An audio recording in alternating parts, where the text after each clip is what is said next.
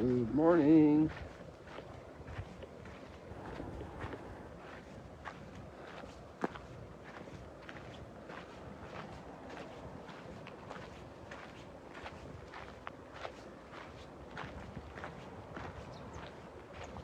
A lot of traffic up here, people going to work.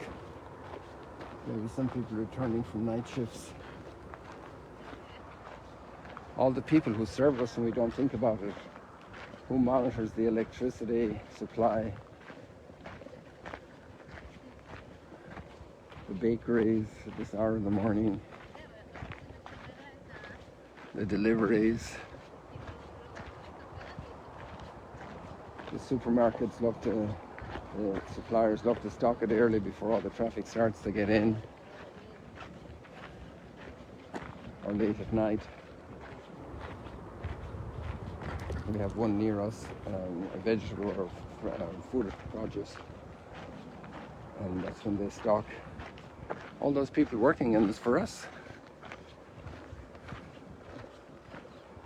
The chefs getting ready now to prepare breakfast, if they haven't been doing it for an hour already.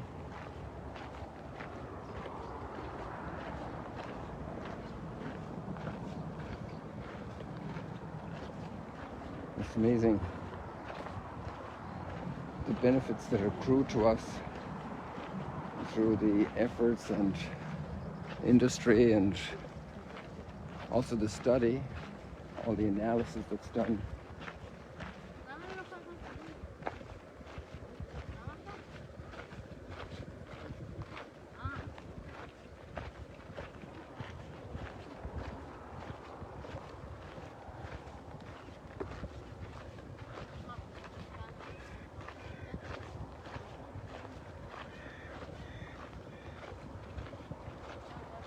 That deserves a big thank you.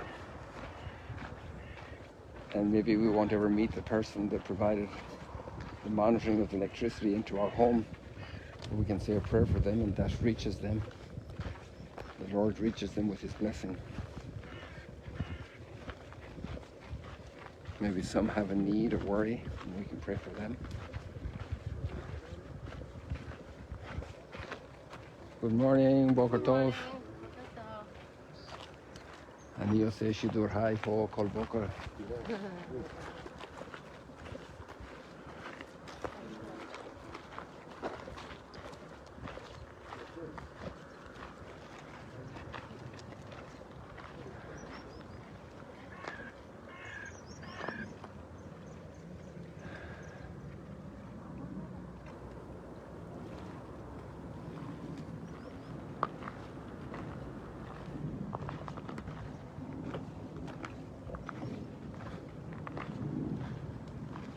In the gospel passage, we're still across the lake here, right straight up from us.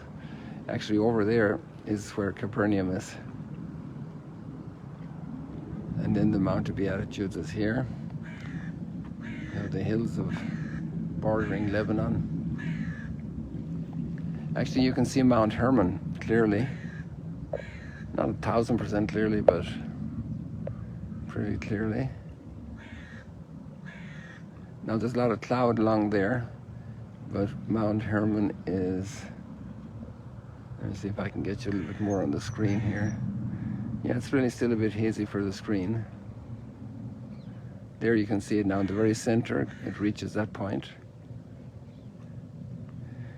And you have, the first part is Mount Hermon, but then there's cloud as well, so don't be confused by the cloud.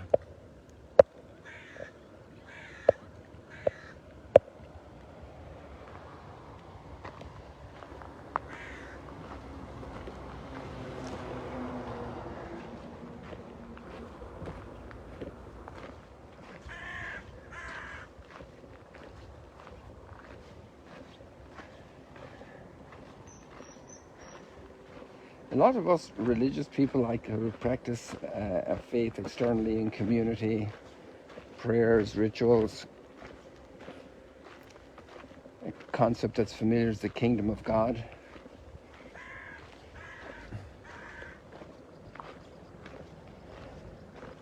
And sometimes people want to kind of measure this with their feelings. to feel God close. And there can be, or there doesn't need to be, that feeling. We're living in a realm of faith. But there's a point when it gets tested. And we see that in Corinth. And this couple went down here to the water, I think. Yes.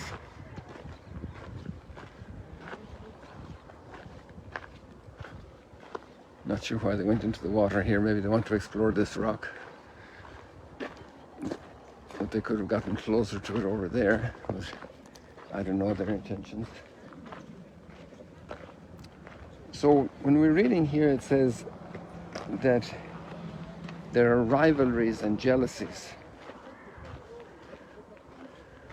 And I think we religious people aren't alien to that experience. We know the experience of rivalries and jealousies and envies. And even cliques.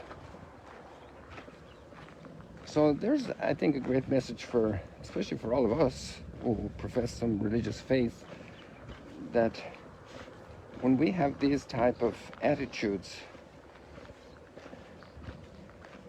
there's a few manifestations that it's really not the kingdom of God. It's our kingdom. We want to be in charge. We want it our way. We know all the circumstances we think we know. But actually, God's kingdom, he's on a higher level. He's the one who has the extraordinary power, and yet gives us extraordinary freedom.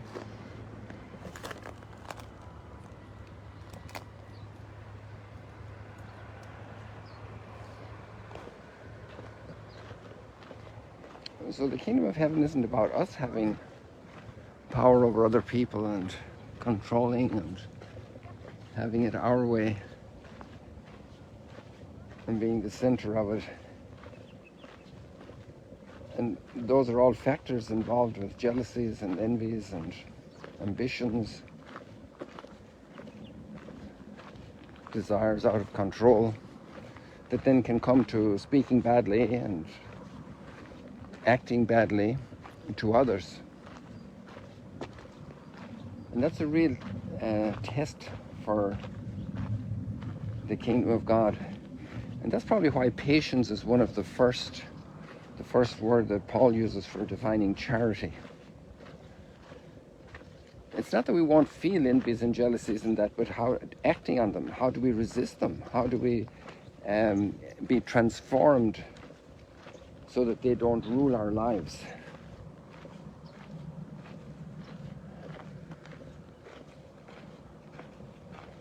It's kind of a party allegiance that transcends justice. How can you transcend justice? It transcends truth. Well, I'll cover for this person, they're not really saying the truth, but it's convenient for us to see things that way. That's not the kingdom of God. And Jesus' big message is the kingdom of God. And there's a beautiful community starting in Corinth. Sometimes we have a nostalgic idea, or a romantic idea, better said, of how it should be, or maybe even a nostalgic idea about our own past experiences, or past times for, let's say, Christianity in Europe or America or wherever. We can live in a dream world.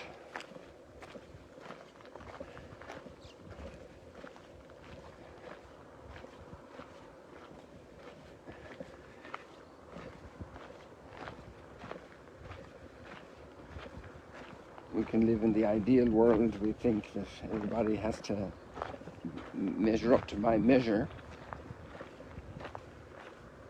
And the real world is, not everybody is my measure. Not everybody thinks the way I think. So then how do I structure our relationships? Is it going to be through jealousy? Through envy? through rivalry, because that then takes the jealousy and envy to another level, or rivalry, and antagonism. And that expresses itself in attitudes of the heart. It can be seen in the eyes. It can be seen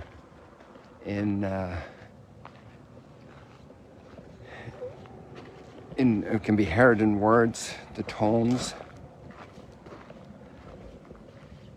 That's very interesting. So it's kind of easy for us to check out if we're in the kingdom, or if the kingdom of God is the priority in our lives. We claim it is, we want it to be. It's like the famous little story about the businessmen's seminar, and they're given a question: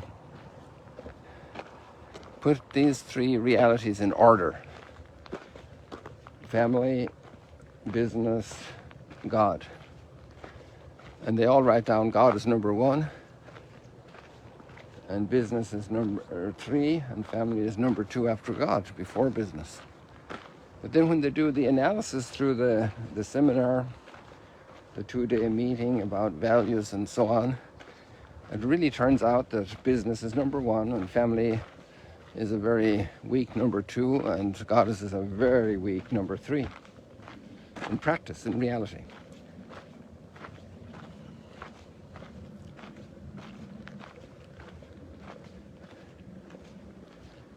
So there it is. Bless the people the Lord has chosen for his own. That's a wonderful take, a wonderful sensation, to feel that we're in God's kingdom, that God the Lord has chosen us for his own. All the human kingdoms crash and fail and collapse and disintegrate. But God's kingdom continues, will remain, and all who belong to it will be purified, will grow, will mature, will develop way beyond jealousies and envies and prejudices, judgmentalism,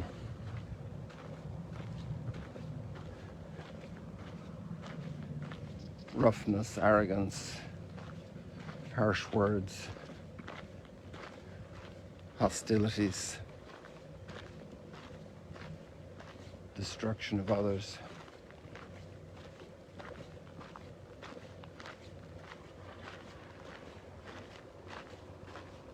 And here we're talking especially about inside our own families, inside our own domains.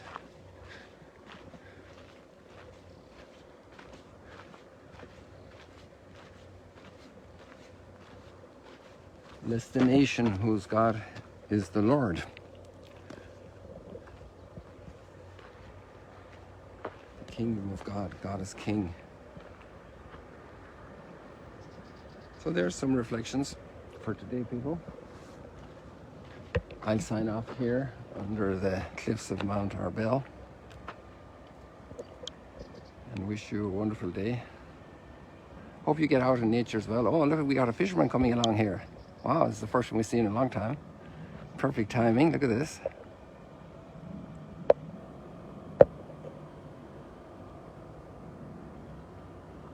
Going to cast the nets or actually collect.